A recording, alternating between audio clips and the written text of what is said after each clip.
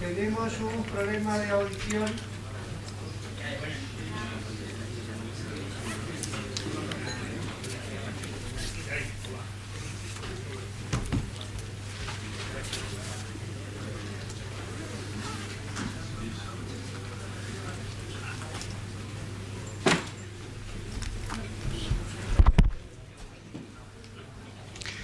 Se me había olvidado poner el botón. Veía que esto estaba encendido.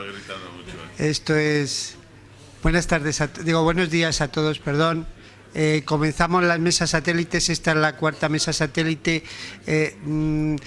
Quería intervenir únicamente para decir que no se puede sentar en esta mesa Jacinto Bátiz Cantera porque por un problema familiar que tiene que ver con la salud no ha podido acudir.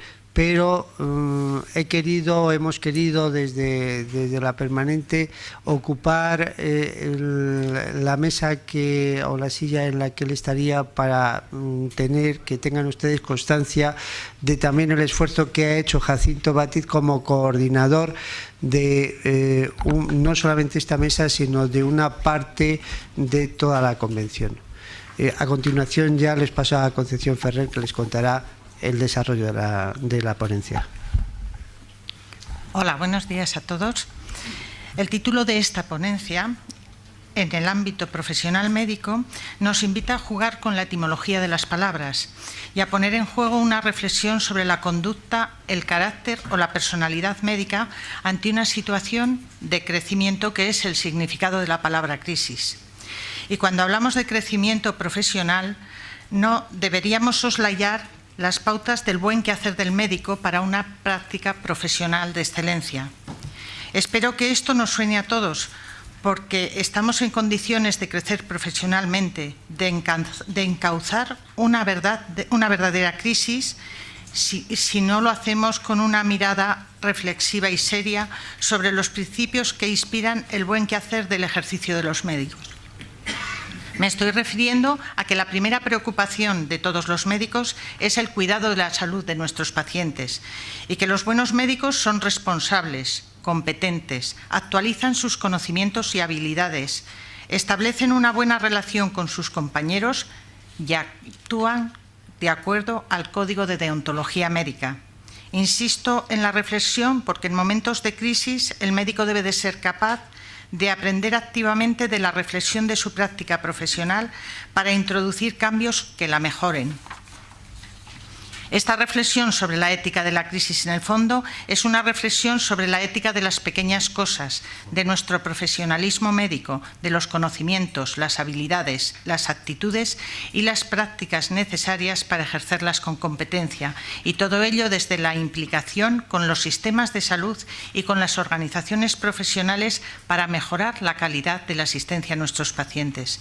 Ello nos hará vivir interesados y concernidos para utilizar los recursos de manera eficaz, y eficiente, evitando servicios innecesarios o medicaciones excesivas, y también nos hará promover los valores éticos como garantes de calidad y excelencia.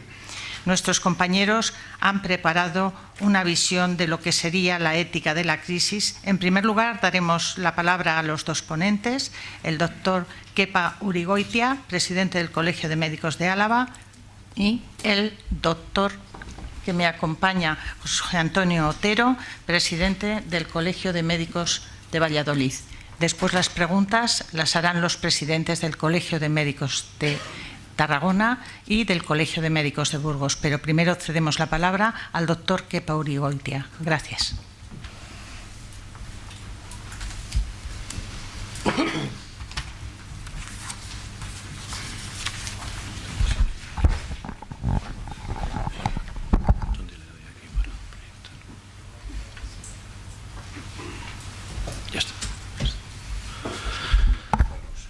Buenos días a todos y a todas. Muchas gracias, querida presidenta.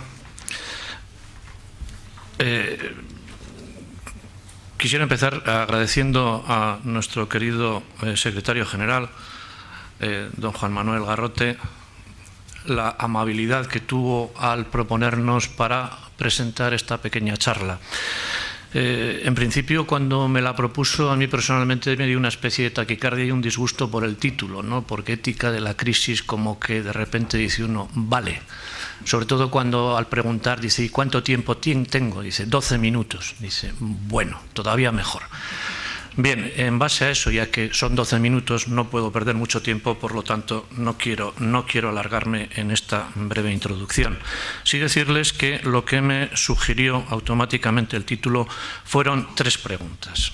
En principio, una pregunta que decía, bueno, ética de la crisis, pero ¿es que la crisis tiene ética? Es que la crisis tiene, no tiene, ¿qué pasa? ¿Qué deja de tener? ¿No? Cuando la crisis en realidad no es más que una situación coyuntural que ocurre en el desarrollo de un proceso que sí que conlleva efectivamente una serie de medidas excepcionales, etcétera, pero que es la consecuencia de. Las consecuencias no tienen ética. Lo que tiene ética o no deja de tener ética son las actuaciones, los comportamientos de aquellas personas que hacen que aparezca esa situación de crisis. Por lo tanto, ese título de ética de la crisis decía, vaya, pues yo creo que la crisis ni tiene ni deja de tener ética. Pero en segundo lugar me planteé, bueno, ¿y por qué está de moda ahora a hablar de ética, ¿no? Es decir, la ética es un concepto que está en el diccionario desde tiempos inmemoriales y sin embargo ahora tenemos que hablar de ética. ¿Cuál es el motivo? Bueno, pues efectivamente el motivo es que uno se acuerda de Santa Rita cuando truena. Y en estos momentos está tronando de tal manera que efectivamente se ha vuelto a poner en valor esa palabra que está desde hace tanto tiempo en la mente y en la boca de todas las personas. Y en tercer lugar me vino otra pregunta, que es ética de la crisis. ¿Solamente se puede hablar de ética cuando hay una crisis? ¿O realmente la ética va algo más allá de la crisis, ¿no? Está muy bien que hablemos de ética, del comportamiento, de todos los sectores en un momento de crisis, pero obviamente entiendo que lo que tenemos que hablar es de ese comportamiento en cualquier momento y en cualquier circunstancia, con independencia de que haya crisis o de que no la haya. Es más, en las épocas de bonanza es cuando yo haría más hincapié porque basta comprobar simplemente qué es lo que nos ha ocurrido. Yo diría ética siempre. Digo y diré. Y digo esto porque, fíjense, no quiero aburrirles con algo que todos saben. Viene la crisis financiera de Estados Unidos, repercute en España, se encuentra con que los motivos de Estados Unidos estaban reproducidos aquí, pero además de la reproducción de esos motivos de Estados Unidos de tipo financiero, con unos comportamientos muy concretos, nos encontramos además con que aquí hay una burbuja inmobiliaria en la que está metido todo el mundo, las constructoras, los bancos, los ayuntamientos, y donde poco a poco se empieza a descubrir que, bueno, ha habido un despilfarro de fondos públicos, se han hecho unas obras faraónicas, todo el mundo tiene complejo de egipcio y quiere dejar su pirámide puesta para que la posteridad diga qué pirámide más grande. Esas obras faraónicas obviamente cuestan un dinero que en muchas ocasiones, en la inmensa mayoría de las ocasiones, no lo había. Pero además se dan ayudas a otra serie de obras, que luego resulta que son ayudas que son indebidas y resultan difíciles de recuperar. Seguimos aumentando el saco ese sin fondo y además se hacen una serie de proyectos que están ahí porque cuando llega la crisis dicen no puedo seguir con ellos, y nos encontramos con que en estos momentos tenemos vías sin trenes, aeropuertos sin aviones, cárceles sin presos, puertos como el de La Coruña, que tiene un barco a la semana. Es decir, dice, Es decir, a toda esa situación de crisis financiera nos encontramos con todo esto. Pero no es solo eso, sino que además todos los días nos desayunamos con una nueva noticia de corrupción, de fraude o similar, donde no voy a enumerar, todo el mundo sabe quién está metido. Pero es que lo más divertido es que hay un suma y sigue, porque cada día que pasa, yo la última diapositiva que metí aquí fue de ayer, y ya esta mañana había cosas nuevas. Es decir que, bueno, en un momento concreto el gobierno va y dice, no, pero es que miren ustedes, es que están todos metidos. Dice, joder, pues sí que con esto me ha tranquilizado usted, ¿no? Pues viva la ética. ¿Y qué ocurre? Que dice, esta es noticia de hace 5 o 6 días, dice, pues más de 1.900 imputados y al menos 170 condenados. Esta es la foto que tenemos en este país, pero una foto además que se contempla con que se hacen unos reconocimientos públicos a gente que está implicada, ¿no? Dice, bueno, viva la ética. No es de extrañar que una figura muy antigua, que es la del conseguidor, ese conseguidor renazca en este país y aparezca bajo la figura de una persona de corta edad, ¿no? Bien, bueno, pues miren ustedes, me hago una pregunta y les hago a todos ustedes. Si el comportamiento hubiera sido ético, ¿creen ustedes que estaríamos acusando la crisis como ahora? ¿Y no creen ustedes que igual hasta podríamos ser uno de los motores que estuviera tirando de la crisis? Porque solamente con los fraudes fiscales que se cifran en más de 60.000 millones de euros, más todas esas obras, más todas estas, nos encontramos con que esas ayudas que se han pedido no hubieran sido ni necesarias. ¿Por qué he puesto esta introducción? Porque, entre otras cosas, para hablar de ética tenemos que tener muy claro lo que no lo es, porque es más fácil muchas veces definir lo que no es ético que lo que es. ¿Y qué se hace ante una situación de crisis? Bueno, pues ante una situación de crisis todo el mundo dice que hay que actuar inmediatamente. Bien, ¿qué hicimos en este país? Actuar tarde. No lo digo yo, lo dice el señor Almunia. Y además, ¿qué hicimos? Hay dos opciones. Se sanean los bancos, de esta forma se favorecen los créditos, se favorece la contratación, se favorece el consumo, o se hace justo lo contrario para potenciar el consumo, para que además de esos impuestos, etcétera, etcétera, lo que todos ustedes ya saben. Aquí se opta por esta decisión en la que no entro ni como ética ni como no ética. Y se decide sanear la tesorería del Estado. ¿Cómo? Pues subimos los impuestos, recaudamos más y hacemos una serie de recortes en inversiones, en salarios, en pensiones, en beneficios sociales. Sí que les dejo ahora una pregunta. ¿Legal es? ¿Ético también? Cada uno que se responda como considere más oportuno. Las consecuencias, de todas formas, de esta actuación son unas consecuencias que el número de parados, ahí lo tienen, estas son las cifras actuales. El tercer trimestre de la EPA, 5,5 millones prácticamente. Nos encontramos con que el consumo no está creciendo en las formas esperadas, y nos encontramos con que los ricos son más ricos, los pobres son más pobres y las clases medias están desapareciendo. Se me ha escapado esto del subconsciente. Si Freud estuviera, me hubiera dicho algo con esto de las clases médicas, que se me ha escapado, ¿eh? Pero las clases medias, efectivamente, y entre las cuales estamos las médicas, pues van, como todos ustedes, como todos sabemos, vamos perdiendo poder adquisitivo. Ahí tienen 2 informes de Cáritas donde la verdad es que resultan un poco escalofriantes. 1 de cada 3 españoles únicamente escapa de la crisis y 1 de cada 3 niños está viviendo por debajo del umbral de pobreza. Estamos hablando de 2,7 millones, con un aumento entre el 2008 y el 2012 de 800.000 niños. Estas son unas consecuencias. Son unas consecuencias que cuando uno se para a pensar dice, no me parecen muy bien. Si no me parecen muy bien, algo tendrá que ver lo moral y lo ético dentro de todas estas decisiones que sí son legales. Voy a pasar ahora a hablar del tema en lo que hace referencia a la sanidad. No me voy a extender, todos ustedes conocen en Europa estos dos sistemas, el Sistema Nacional de Salud, el modelo Beberige, y el sistema de seguros sociales, el modelo Bismarck. Nosotros estamos, obviamente, como todos conocen, en el primero, en el Sistema Nacional de Salud, con una financiación a través de impuestos y un sistema universal. De ahí partimos. El único copago existente sería el copago de medicamentos. No creo que se vea mucho, pero bien, esto es de donde partimos. Pero nos encontramos con que en estos momentos de crisis en nuestro país arrastraba en el 2007 una deuda sanitaria por encima de 15.000 millones de euros y de un análisis muy por encima de media las comunidades autónomas, alguna algo más, alguna algo menos, está gastando un tercio de su presupuesto y dice, uy, pues si hay que meter mordiscos, blanco y en tetrabric. ¿Qué hacemos? Vamos a recortar. Y empezamos con un recorte donde realmente empieza a bajar el dinero que se dedica a la sanidad pública, donde simplemente desde el 2012 hasta ahora se vuelve a bajar en otros 5.000 millones, esta acaba en el 2012, y además para el año que viene se esperan otros 500. Estamos gastando 11 millones menos al día en el Sistema Nacional de Salud. ¿Cuál es el objetivo además? Llegar a un 5,3 del PIB en el año 2017, es el objetivo del Gobierno. ¿Qué forma? Obviamente recortes y más recortes, y además diciendo esto se puede hacer porque trabajando de manera eficiente nosotros hacemos más por menos.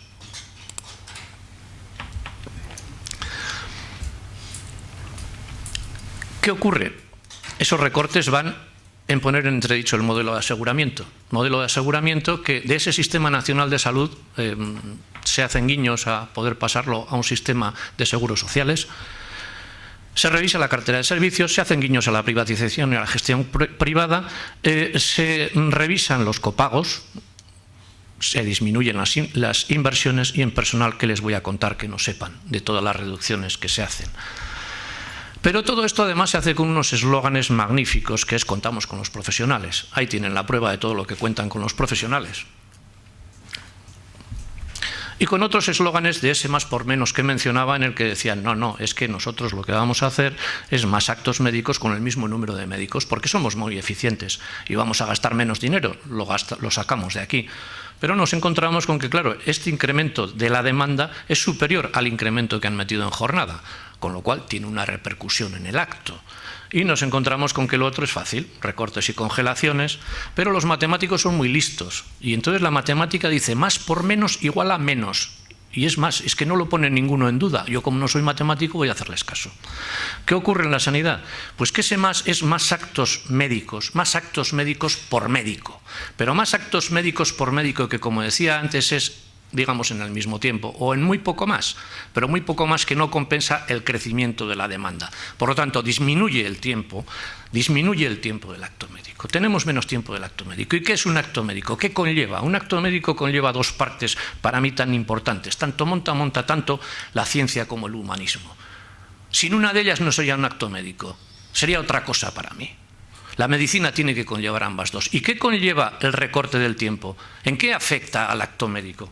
En que automáticamente el acto médico está suponiendo menos tiempo, está afectando al humanismo, está afectando a esa empatía, a esa relación con el paciente, que no solamente es que haga la medicina más bonita o más fea, sino que incluso hasta para los economistas es económico, porque cuando uno tiene más tiempo para dedicarle al paciente, está demostrado que el número de pruebas, el número de prescripciones es inferior.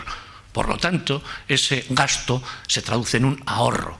Y no voy a entrar en qué es mayor o menor, pero sí en que ese más por menos lo que se traduce es en una menor calidad del acto médico. Por eso que el más por menos no es más que un eslogan, pero hay que crear eslóganes, como que los profesionales, obviamente los funcionarios vivimos muy bien, ¿no? Hay unas consecuencias sanitarias a todo esto, y es unas consecuencias objetivas, hay un incremento de las listas de espera, y unas que pueden ser subjetivas pero que son suficientemente indicadoras de la situación, y es que los indicadores de satisfacción que se van midiendo año a año van traduciendo que tanto los profesionales sanitarios como los pacientes están menos satisfechos, además de aumentar las desigualdades en salud. Estas vacaciones, estando con mi familia este verano de vacaciones, un día cenando en un restaurante, el camarero era de Barbate, contaba la situación de Barbate, del desastre, de la crisis que había en Barbate, y a mí se me pusieron los pelitos de punta cuando comentaba que había algunas familias que estaban no cogiendo la medicación para poder seguir dando de comer a la familia, ¿no? Si eso no hace pensar, pues francamente pocas cosas podrán hacer pensar, ¿no? ¿Qué conclusiones diría yo en ética sanitaria? Vamos a ver, en la ética sanitaria lo primero que yo pongo encima de la mesa es que lo que tenemos que hablar es de un modelo que desde luego ha costado mucho, ha sido el mayor logro social de este país, el modelo sanitario que tenemos, y un modelo sanitario que creo que debemos defender a capa y espada, y ese modelo sanitario es un modelo que defienda una sanidad pública universal al 100%. Aunque en este país se han tomado medidas que ponen en entredicho esto. Recientemente, antes de ayer, salía la noticia ya en el periódico, nuestra comunidad autónoma, por ejemplo, va a dar una tarjeta sanitaria a los sin papeles para que puedan ser atendidos en igualdad de condiciones que el resto. Venían siendo atendidos, ahora van a tener esta tarjeta, aunque en la propia tarjeta va a poner que solo es válida en el territorio de la comunidad autónoma vasca. Una financiación pública con ingresos, el sistema nacional de salud, no de seguros sociales. Con una gestión pública, porque no solamente defiendo ese sistema público de una sanidad pública, sino una gestión pública, y una sanidad privada como complementaria. No se trata de desaprovechar nada, yo no estoy en absoluto en contra de la sanidad privada, sino a favor, pero entiendo como complementaria, en ningún caso como sustitutoria del sistema público. Y esa ética sanitaria tiene que ser una ética sanitaria, tenemos que hablar de una ética sanitaria de todos los ciudadanos de este país, desde gobernantes hasta gobernados. No es que seamos los médicos los que tenemos que... No me vale hablar solamente del estamento médico, perdón. Si hablamos del gobierno tiene que partir de unas premisas que son suficiencia, un presupuesto suficiente. Si no hay un presupuesto suficiente es difícil que se puedan hacer cosas raras, por mucho que se hable de esa eficiencia que, como decía antes, tiene unas repercusiones. La eficiencia no es un chicle que da de sí todo lo que se quiera, porque incluso el chicle, saben ustedes que según a qué punto se llegue, se rompe. Tiene que haber una transparencia y tiene que haber una equidad para que sea justa. Es decir, a fin de cuentas, estamos hablando de que reine la honestidad y el respeto en todo lo que es esto.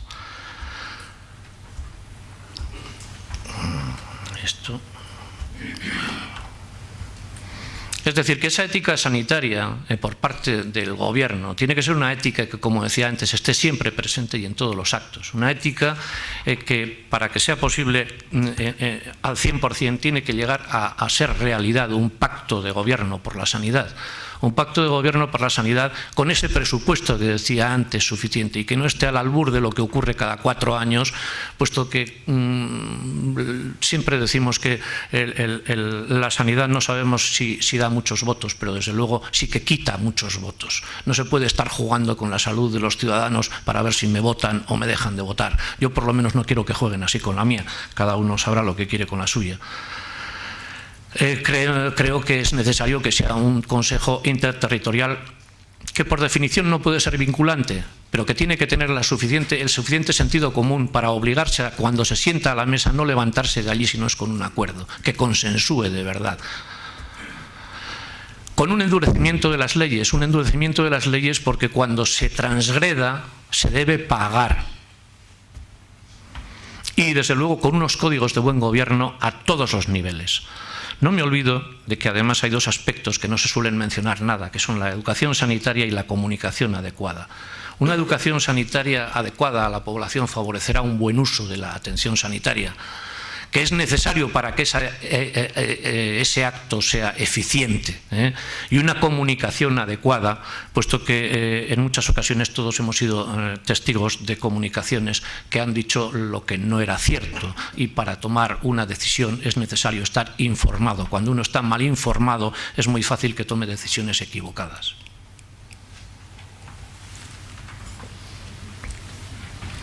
Pero las comunidades autónomas obviamente no se libran, no solamente es el gobierno central. Las comunidades autónomas también son responsables de un código de buen gobierno, de una educación sanitaria, de una comunicación igual que el resto. Y si queremos ir hacia esa eficiencia, lo que tenemos que ir es a una desburocratización de las consultas, con un favorecimiento de la relación atención primaria, atención hospitalaria, muy más allá de lo que se está haciendo en el momento actual. Las distintas comunidades autónomas están tomando distintas medidas, la nuestra habla de OSIS, otros hablan de otros sistemas. En cualquier caso, la primaria y la hospitalaria no deben ser dos sistemas separados el uno del otro, Y debemos utilizar las tecnologías las nuevas tecnologías. Me van a permitir que les dé una opinión personal, como todo lo que estoy diciendo en el momento actual. En principio, en la historia clínica. La historia clínica, siempre se ha hablado de la historia clínica unificada, que es absolutamente necesaria. Efectivamente, la historia clínica unificada es necesaria, pero hay una cosa que nos está fallando y en la que estamos todos de acuerdo: no es interoperable. De tal manera que yo me vengo a Madrid, la historia clínica que tengo en Euskadi, como no me la manden por correo electrónico, lo tengo claro. Si yo me voy a Andalucía, esto no puede ser, tiene que ser interoperable. Pero voy a ir un poquito más allá para ser un poquito transgresor también, Yo creo que la historia clínica pública y la privada, optativa por el paciente, que el paciente decida puesto que la historia clínica es suya, pero es un despilfarro también. Y no me parece nada ético que tengan que hacerse duplicaciones de pruebas ni cosas similares en cuanto a poder tomar una decisión, cuando realmente estoy defendiendo la medicina privada como complementaria. Debiera, si el paciente quiere, poder tener acceso a esa historia clínica y debiera poder poner en la historia clínica lo que se hiciera para que todos supiéramos realmente la historia clínica del paciente, y no la historia clínica del paciente cuando va a la pública y la historia clínica del paciente cuando va a la privada y la historia clínica del paciente cuando va a Tegucigalpa, sino la historia clínica del paciente. Sé que a algunos igual les sonará raro, pero ahí lo dejo. Y no solamente esa historia clínica unificada, sino que la receta electrónica, pero una receta electrónica que tiene que ser accesible desde cualquier farmacia del Estado. Porque claro, estamos todos dando el paso a la receta electrónica, y es un gran paso, efectivamente. Yo voy en mi comunidad con mi tarjetita de la Seguridad Social, el farmacéutico la mete y dice: usted está tomando, a ver, de esto le toca a esto. Y dice: yo voy con esa tarjetita en Andalucía, y les da un ataque de belleza. Oiga, o hacemos interoperables los sistemas, o ¿de qué estamos hablando? ¿De qué estamos hablando de eficiencia, señores? Si resulta que tengo que ir al médico allí para que me la recete de nuevo. Queridas comunidades autónomas, siéntense de una vez en el interterritorial, pero siéntense de verdad. De vez en cuando se me va el tono de voz, no es que me enfade, He dicho que es preciso unos códigos. Presidenta, tengo unos minutos. Gracias. He dicho que entiendo que es preciso que haya unos códigos de buen gobierno. Bien, yo voy a ponerles un ejemplo. No les digo que sea el mejor ni que sea el peor, pero de ejemplos se parte. ¿Y por qué voy a partir de este ejemplo? Porque es el ejemplo de nuestra comunidad autónoma, en el que participamos como Consejo Médico Vasco, y en concreto participó nuestro presidente de entonces, que era el doctor Cosme Naveda, el presidente del Colegio de Médicos de Vizcaya. También les digo una cosa: este es el código que se creó, pero fíjense en la letra. Como me pregunten en los actos, les diré que no se está cumpliendo. Lo dejo ahí.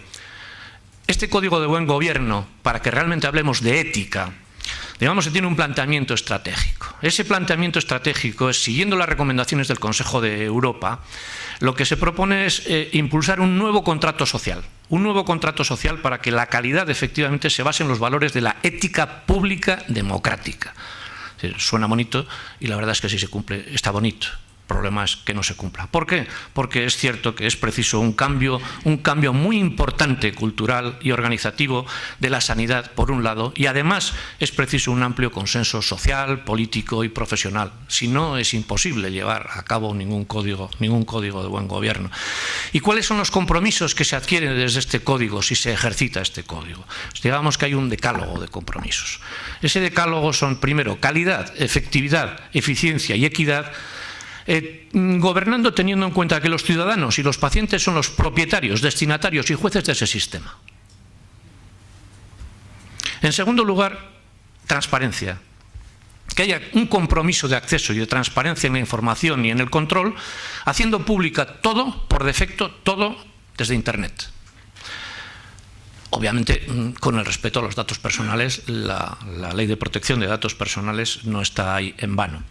En tercer lugar, estableciendo una coordinación absoluta con los servicios sociales, creando un sistema sociosanitario necesario, para lo cual, saben ustedes los impedimentos, y nos encontraríamos con que poner de acuerdo al sistema de salud con las diputaciones, con los ayuntamientos, con políticos de distinto signo en cada uno de ellos, pues por eso, o hay un gran pacto político o estas cosas realmente, efectivamente, requieren de cambios culturales y de cambios de... Bien, integrar la prevención, la protección y la promoción de la salud con un compromiso con diputaciones y ayuntamientos, aplicar que las innovaciones, por ejemplo, se evalúen, es decir, no vale cualquier tecnología por el hecho de que sea nueva, ni cualquier medicación por el hecho de que sea nueva, sino que se vaya evaluando y que se pueda ser eficiente, y que se premie la excelencia y que incluso se sancionen los incumplimientos.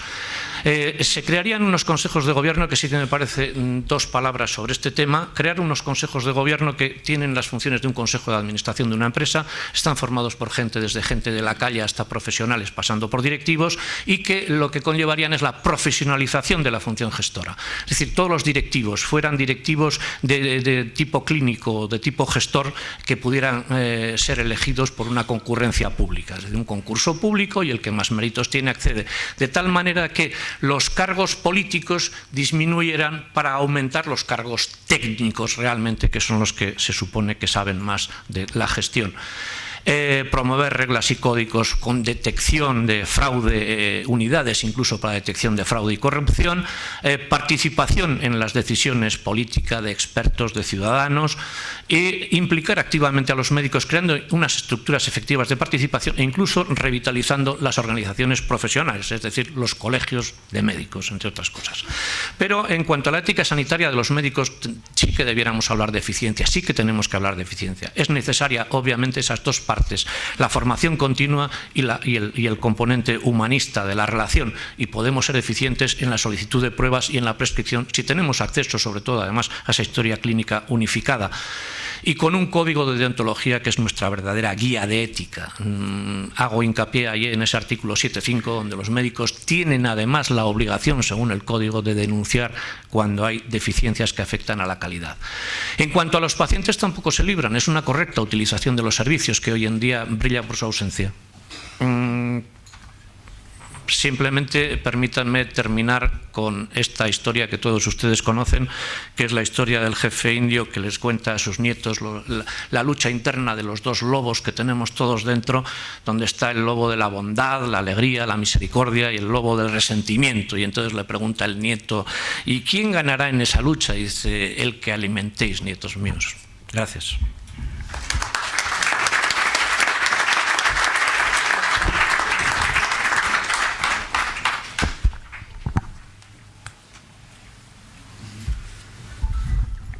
Adelante. Buenos días. Podríamos haber diferido en el planteamiento y en el fondo. No va a ser así, y me satisface además porque coincidir con el doctor Ullegoitia para mí es una satisfacción personal. Intentaré ser más breve de lo que él ha sido.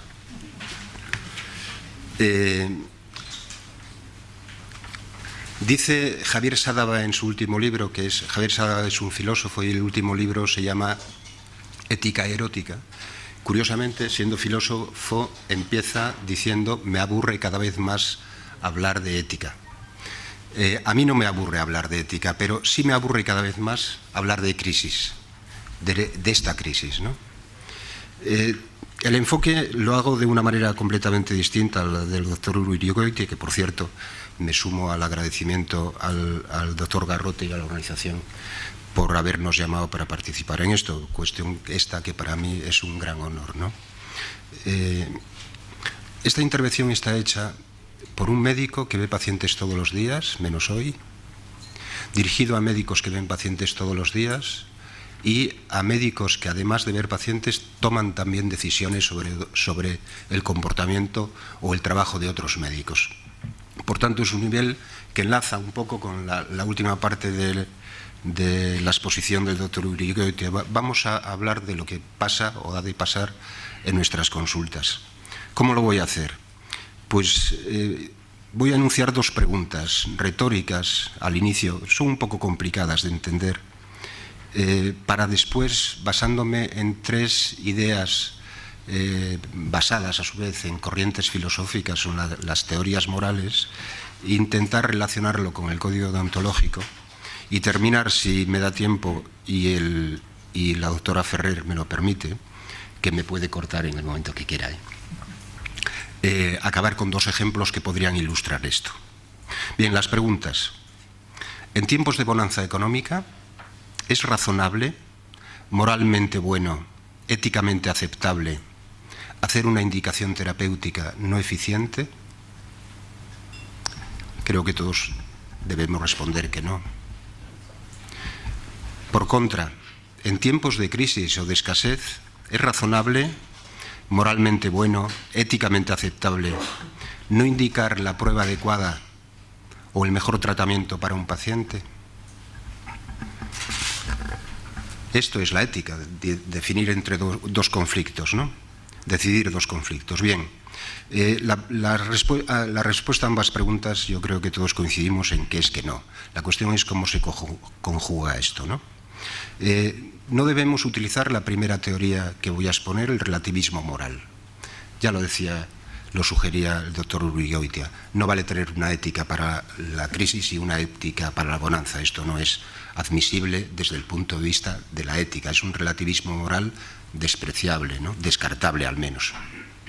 En nuestro caso sería igual decir que tenemos unos principios, una moral distinta a aplicar en tiempos de crecimiento y otra en tiempos de crisis. Recuerdo, no sé de qué película es, pero la famosa frase de Groucho Marx que dice: estos son mis principios, pero si no les gustan los cambio, tengo otros. Descartamos, por tanto, el relativismo moral y, consiguientemente, también descartamos o criticamos el título de la mesa, Ética de la crisis. No existe eso, ¿no? Pero voy a prestar atención ahora a las dos grandes teorías morales de la filosofía, que son el deontologismo y el utilitarismo. Voy a enumerar algunas cuestiones que las diferencian, ¿no? En el deontologismo, algo es bueno porque se debe hacer. Lo que se debe hacer es bueno. En el utilitarismo, en cambio, algo se debe hacer porque es bueno. Esta diferencia fundamental yo creo que la vamos a entender en dos o tres ideas más. Son aparentemente contradictorios y no solo aparentemente, son contradictorios. El deontologismo parte de unos principios que considera deberes y solo lo que se realiza según tales deberes es bueno. El utilitarista, en cambio, pone la vista en las consecuencias de una acción y si ve que son buenas, concluye que debe hacerse. Diréis, ¿a dónde va este? Bueno, llegaremos a un punto. Es cuestión de estrategia del utilitarista frente al romanticismo del deontologista. Que se haga justicia aunque perezca el mundo es lo que dice un deontologista. La mayor felicidad para el mayor número lo dice un utilitarista.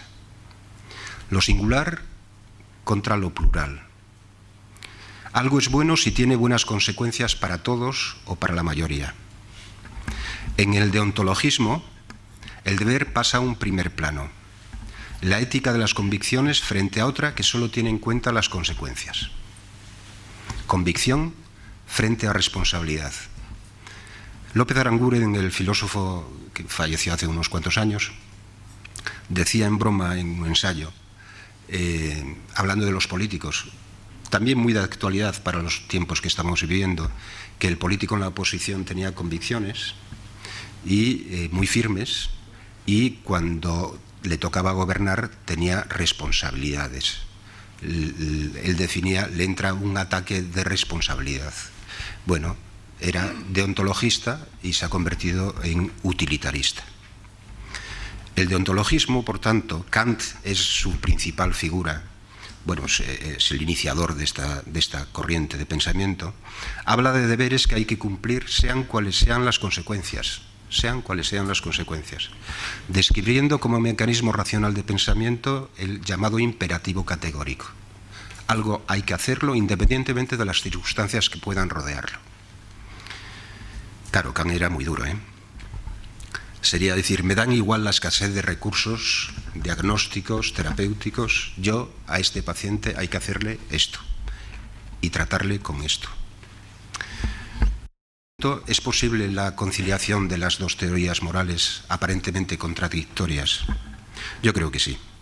Sí, en el momento que no se debe concebir el deontologismo de una manera absoluta como quiere el kantismo más cerrado, ¿no?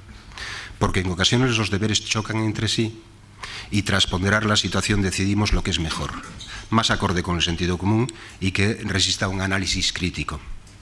Que las decisiones se tomen siempre tras una reflexión, al menos una mínima reflexión. Que guíe el deontologismo, pero sin olvidar nunca la eficacia concreta utilitarista. Los redactores del Código Deontológico, sin duda conocedores en profundidad de estas dos teorías, lo dejan escrito para que nos guíe como buen código en situaciones de crisis o de bonanza. No hay relativismo. En su primera página ya recoge la histórica vocación de servicio a los pacientes y a la sociedad, singular, plural, uno y todos, uno y la mayoría, ¿no? En su artículo 5, la profesión está al servicio del ser humano y de la sociedad. 5.3. La principal lealtad del médico es la que debe a su paciente, y la salud de éste debe anteponerse a cualquier otra conveniencia. Esto es un poco deontologista, kantiano. En su artículo 7.4 lo corrige un poco. El médico ha de ser consciente de sus deberes profesionales para con la comunidad. Está obligado a procurar la mayor eficacia de su trabajo y el rendimiento óptimo de los medios que la sociedad pone a su disposición. Ya estamos valorando el concepto utilitarista. Artículo 7.5, citado por el doctor Urigoitia. Siendo el sistema sanitario el instrumento principal de la sociedad para la atención y promoción de la salud, los médicos han de velar para que en él se den los requisitos de calidad, suficiencia asistencial y mantenimiento de los principios éticos. Están obligados a denunciar las deficiencias en tanto puedan afectar a la correcta atención a los pacientes. Esto me parece muy importante. Y en su artículo 45.2 insiste en esto. El médico pondrá en conocimiento de la dirección las deficiencias, de todo orden que observe. ¿Me da tiempo 3 minutos? Vale. Mirad, para ilustrar esto, 2 ejemplos que he vivido en primera persona. Uno de ellos hace muchos años, un médico que falleció joven desgraciadamente hace 2 o 3, nos enseñaba a los alumnos y luego a los médicos que seguíamos aprendiendo de él un ejercicio en la consulta muy interesante que os paso a definir en un momento. Hecha la anamnesis, hecha la exploración y hecho un juicio diagnóstico, antes de lanzarnos a los petitorios de pruebas, él decía, atentos, solo podéis pedir una. Solo una. Luego pedíamos muchas más, lógicamente, ¿no? Pero teníamos que justificar todas y cada una de las pruebas y el orden en el que nos iban a dar más información.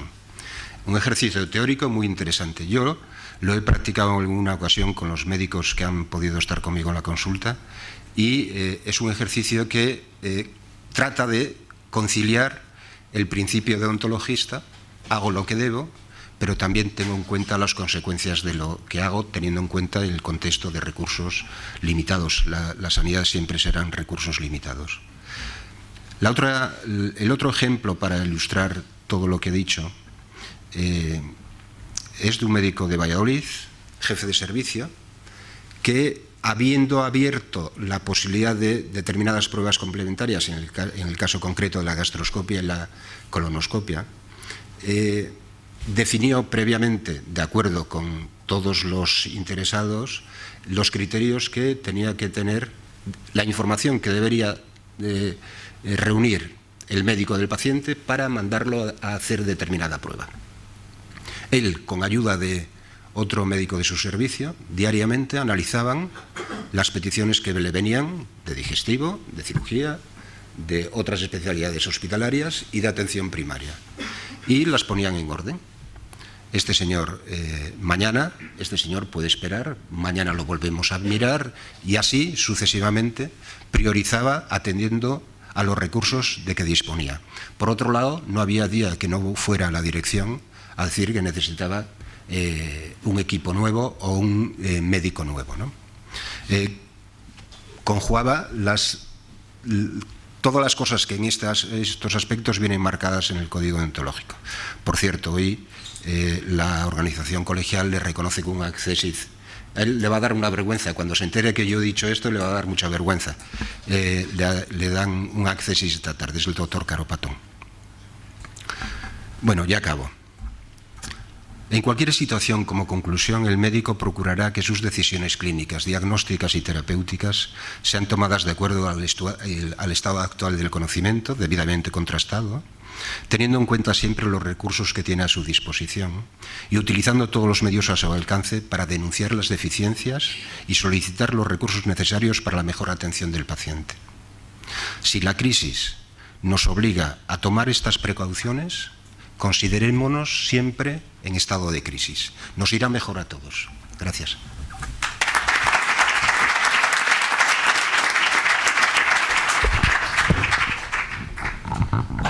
Damos la palabra al presidente de Tarragona, pasando a la sección de preguntas.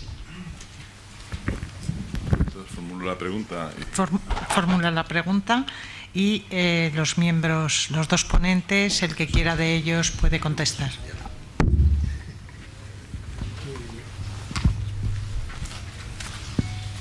Bueno, pues, perdón.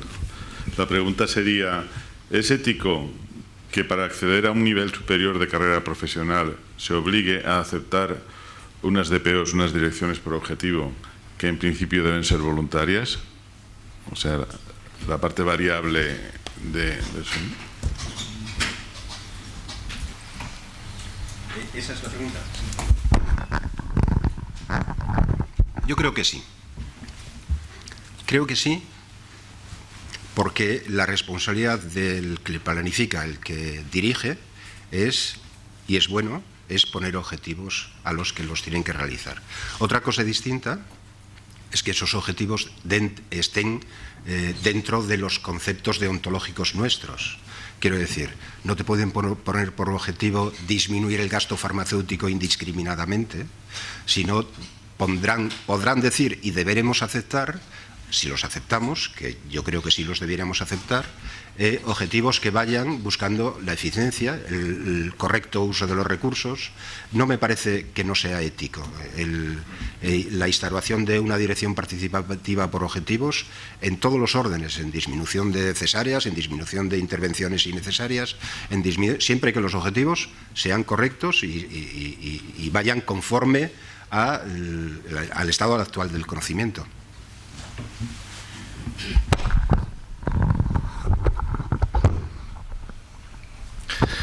Como la diferencia de criterios es enriquecedora, yo quiero en este momento exponer un criterio diferente. Vamos a ver, yo creo que a la pregunta que has planteado no se puede hablar ni de ética ni de no ética, igual que a la crisis. Creo que la carrera profesional y la productividad son dos cosas diferentes. Una mide calidad, o debiera medir calidad, otra debiera medir cantidad, y mide, de hecho, cantidad. Ese cumplimiento por objetivos, en dependencia de quién gobierne, los objetivos serán de un tipo o serán de otro, variarán. Si ese concepto se mete dentro de la carrera, yo estoy trabajando con un gobierno que me marca unos objetivos en este momento y me evalúan, cuando yo cumplo los años, otro gobierno distinto que resulta que tiene otros objetivos distintos, mi evaluación será negativos en vez de cero. Es decir, no es ético ni no ético, sino que la productividad debe tener un concepto aparte, incluso en lo retributivo, y debe medir cantidad. Y la calidad debe estar reflejada en la carrera profesional. Si la carrera profesional tiene algún sentido, es porque la carrera profesional del médico estaba truncada únicamente a lo administrativo. Es decir, uno podía ser adjunto, jefe de sección, jefe de servicio. En dependencia de sus creencias, podía poner velas negras para ver si se moría el jefe, para ver si se libraba la plaza, y entonces podía optar a la plaza. Y los jefes suelen ser bastante longevos. Entonces nos encontramos con una persona que profesionalmente había ascendido en su formación, en su rendimiento, en su productividad y en su todo, y que no tenía ningún reconocimiento. Señores, ¿qué le voy a pedir a ese señor? Que me reconozca y que colabore porque yo cuento con él. ¿En qué le estoy demostrando? Obviamente estaba ese crecimiento de esa carrera administrativa compensado por un crecimiento horizontal que sería la carrera profesional, donde se mediría la calidad y la formación, etcétera, etcétera. Pero no la productividad. Sin embargo, el tema se pervirtió, porque también he de reconocer que todos pervertimos el término, porque fue una forma de donde no se podía meter más dinero en la nómina de los médicos en un momento concreto, se vio la brecha en la carrera profesional y se metió por ahí. Y dice, tú metes esta, yo meto la otra. Pero entiendo, por terminar, que no es un concepto ético o no ético, sino que simplemente es algo que comparto que no debe estar ahí, pero que es una decisión política que no se le puede juzgar bajo el tamiz de la ética, en mi opinión. Bueno, pasamos a la siguiente pregunta. Bueno, ya una de ellas ya me lo han contestado Kepa durante su exposición sobre la profesionalización de los gestores sanitarios, pero la otra va un poco enlazada.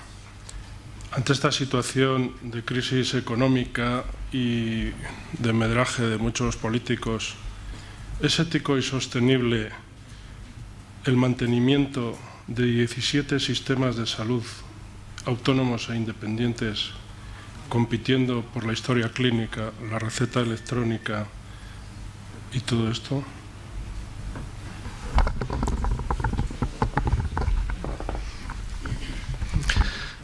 Vamos a ver, es una decisión política. Es una decisión política y yo digo un poco parecido a antes. Ético, no ético, es perfectamente sostenible. Es perfectamente sostenible, todo depende de cómo se haga. El problema es que si no se hace bien, echarle la culpa al sistema es lo que habitualmente solemos hacer las personas, ¿no?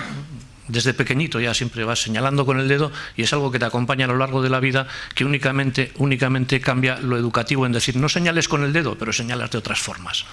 Es decir, yo creo que el mantenimiento de los sistemas de salud es perfectamente compatible. Lo que no es ético, en mi opinión, son los comportamientos de las personas al frente o abajo de esos sistemas de salud que hacen que sean inviables esos sistemas de salud, porque son perfectamente viables. Partiendo también de algo que decía al principio, o hablamos de un presupuesto suficiente, o si no, no echemos la culpa a los sistemas de salud, con un 5,3% del PIB, yo les digo que en mi opinión es insostenible. Insostenible, punto. Pero no porque haya 17 sistemas, porque también puedo recortar, hombre, puestos a recortar, fíjense ustedes si no sería eficiente que trabajáramos todos gratis. Ahorraríamos, capítulo 1, ni les cuento. Es decir, creo que, insisto, la ética está en el comportamiento de las personas al frente de esos sistemas, en el comportamiento de las personas que trabajamos en esos sistemas y en el comportamiento de las personas que hacen uso de esos sistemas. Comportamiento, no me voy a olvidar sobre todo porque hoy están aquí también los de comunicación, en el comportamiento de cómo se comunica lo que ocurre, lo que se hace y lo que se deja de hacer en la sanidad. Fíjense ustedes en un ejemplo muy simple. ¿Qué le gusta a todo político? He colocado el último escáner, el último modelo. Ya estamos diciendo que la gente vaya al hospital, cuando sin embargo estamos diciendo no, vamos a potenciar la primaria.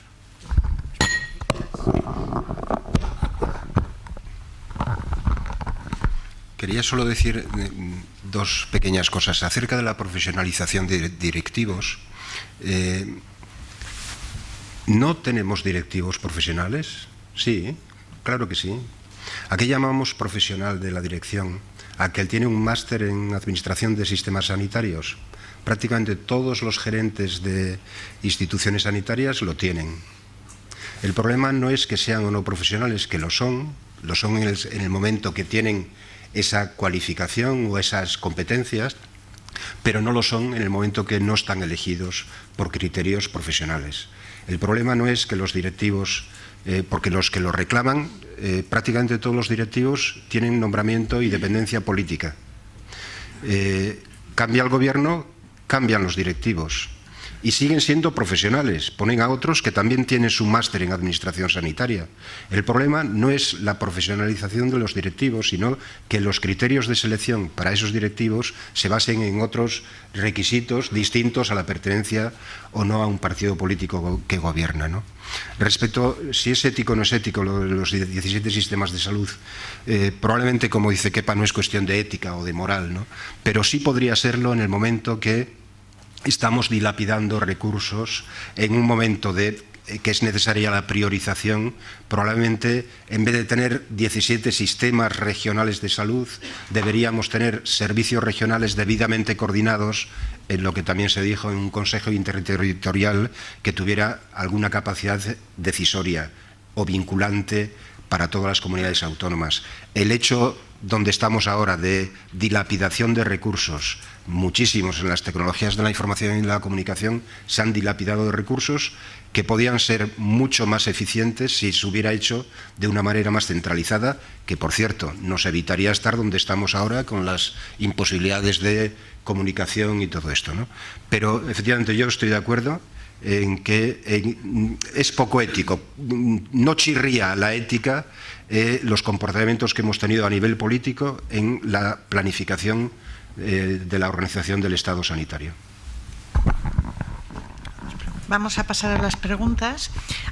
Formularemos cada una de las preguntas. Tienen ustedes un mando para las respuestas. Formularemos la pregunta y las respuestas y contestarán a cada una de ellas nada más formularse. Hay varias respuestas. Hay varias respuestas. A, B, van a salir en la pantalla. A, B, C, D y E. Son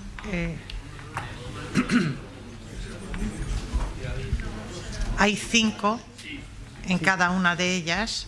Exacto. ¿Nos proyecta, por favor? A pesar de la situación de crisis y los indiscriminados recortes producidos en el Sistema Nacional de Salud, la defensa sin reserva de la calidad del acto médico es parte esencial de nuestro compromiso y responsabilidad. 1, totalmente de acuerdo. 2, de acuerdo. 3, en desacuerdo. 4, totalmente en desacuerdo. 5, no sabe, no contesta. Empezamos la votación.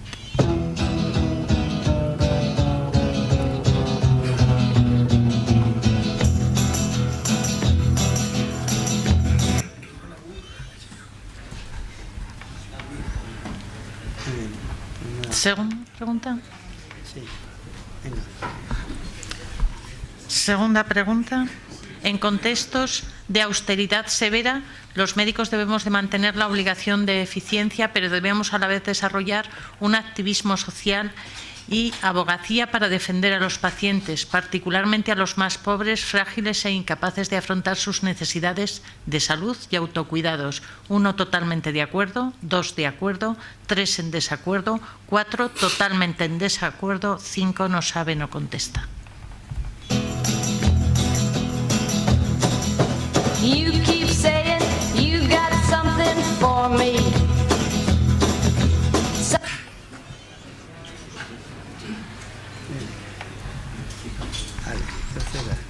Tercera.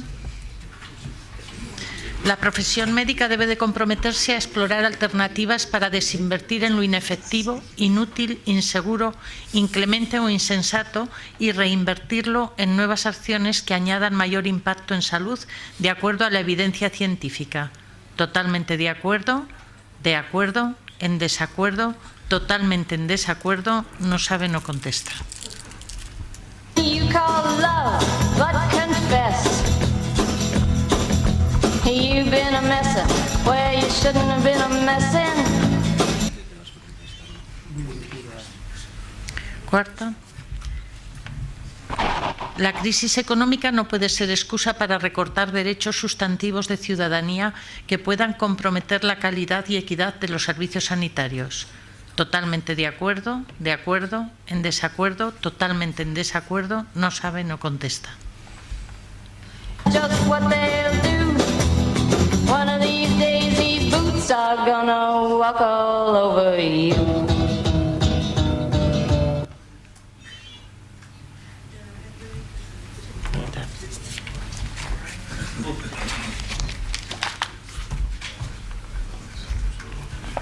Quinta, ¿debe de ser el gasto sanitario público suficiente una prioridad política en el marco de las prestaciones sociales? Totalmente de acuerdo, en desacuerdo, totalmente en desacuerdo, no sabe, no contesta.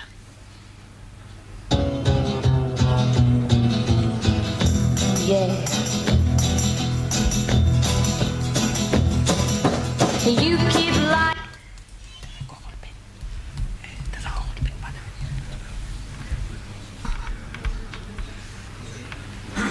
Sexta.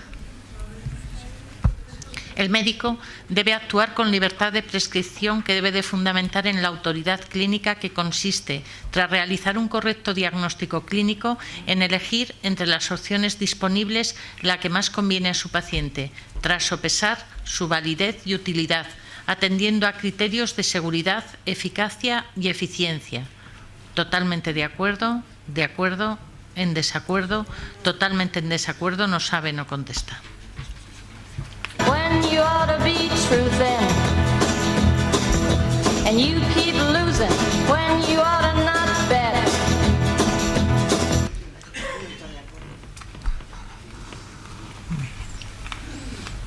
Bueno, estas eran todas las preguntas. Muchísimas gracias por su presencia y comienzan las asambleas, con lo cual creo que todos debemos de desplazarnos rápidamente. Gracias. Has clavado la hora, ¿eh? Sí. Lo veo.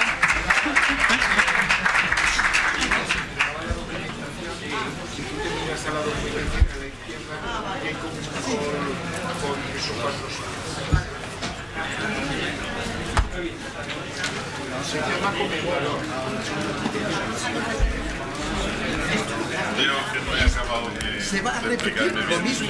Mañana. Mañana, lo mismo. O sea, para que la gente pueda ir. Para que la gente pueda ir dar una guau.